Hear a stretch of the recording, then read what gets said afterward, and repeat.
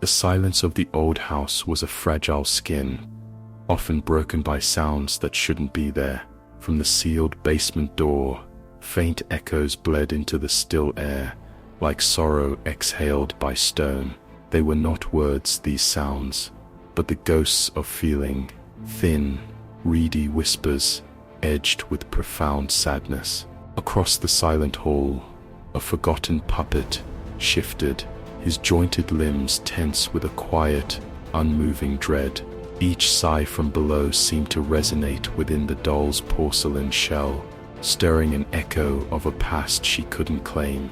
The puppet's rough cloth body felt strangely cold, sensing a sorrow that seeped up through the floorboards, heavy and damp. The house held its breath, listening with them. It was a melancholy call, quiet but insistent, weaving a thread of longing into the dusty air.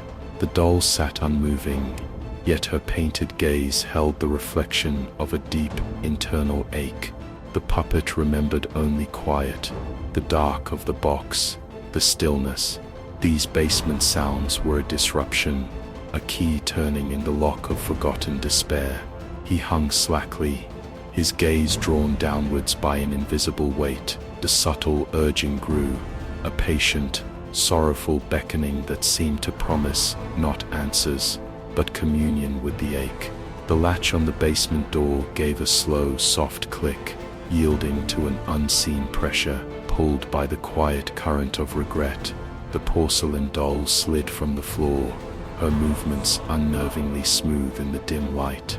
She drifted towards the open sliver, drawn by the sorrowful cadence. The puppet followed, his wooden joints protesting with faint dry clicks against the silence, a reluctant pilgrim on the path to buried grief. He paused at the threshold, staring into the inky blackness below. Down they went, step by careful step, into the musty, cool air, the whispers from the dark resolving not into human language, but into echoes of grief and loss.